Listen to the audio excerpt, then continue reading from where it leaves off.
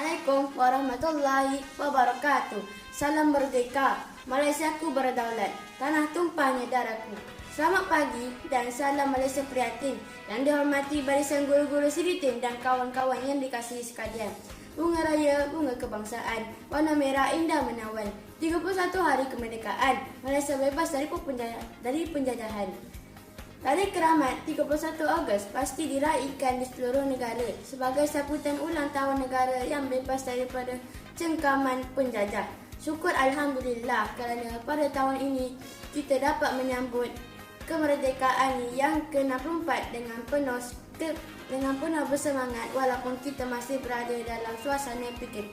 Prihatin merupakan tema hari kemerdekaan tahun ini. Kawan-kawan, tahun 2020 pastinya melakarkan satu sejarah buat negara apabila kita semua berhadapan dengan ancaman wabak COVID-19 yang melanda negara dan dunia. Penetapan tema ini adalah bagi menghargai keprihatinan, kesungguhan dan ketabahan warga Malaysia dalam mengharungi cabaran dan dugaan melawan wabak COVID-19. Memasuki tahun yang kedua, kita telah buktikan yang kita mampu mendepani wabak ini dengan jayanya kerana sikap perpaduan dan saling bekerjasama di kalangan rakyat Malaysia. Sudah 64 tahun berlalu era penjajahan bermakna. Sudah 64 tahun bumi bertuai ini menjadi sesebuah negara yang bebas berdaulat dan mentadbir mengikut acuan sendiri. Jika kita kenangkan kembali sejarah lampau, sebelum negara kita ditadbir berdasarkan hala tuju kita sendiri oleh anak bangsa kita sendiri, kita tentu tidak lupa beberapa penjajah bermula era Portugis, Belanda, British dan Jepun yang telah menakluki bumi bertuai ini kerana kekayaan hasil bumi negara kita. Malahan kita terletak di rantauan gugusan Kepulauan Melayu yang strategik untuk kegiatan ekonomi perdagangan antarabangsa. Kita perlu tahu dan sedar tanah air kita, bangsa kita merupakan suatu bangsa yang gemilang suatu masa dahulu.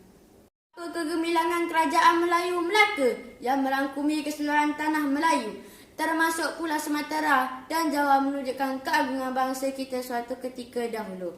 Kita sepatutnya mengambil iktibar dari sejarah lampau. Melalui pembelajaran sejarah, kita akan dapat mengetahui segalanya. Dalam sukata pembelajaran sejarah, juga diberi penekanan tentang nilai dan iktibar dari peristiwa sejarah yang merupakan fakta yang tepat dan sahih.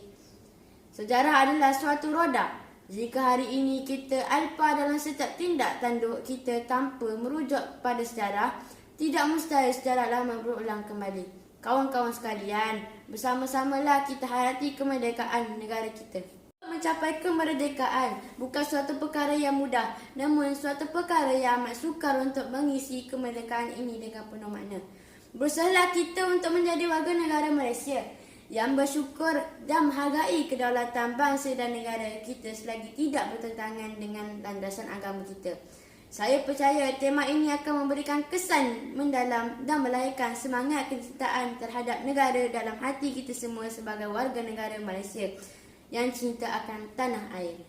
Kemerdekaan sebenar pada generasi kini adalah membabitkan kemerdekaan jiwa dan minda di pupuk menerusi pembinaan jati diri yang dibentuk melalui 4 aspek, iaitu agama, akhlak, pendidikan dan bahasa, kerana generasi muda berhadapan ancaman penjajahan dari segi bentuk baru, terutama pemikiran dan budaya seiring dengan kepesatan teknologi masa kini. Sebagai generasi muda, pada hari ini saya percaya erti kemerdekaan bukan sekadar bebas daripada penjajahan secara fizikal semata-mata, tapi kita harus sentiasa berwaspada dan menghindari penjajahan mental melalui pengaruh negatif serta amalan-amalan yang merosakkan negara kita.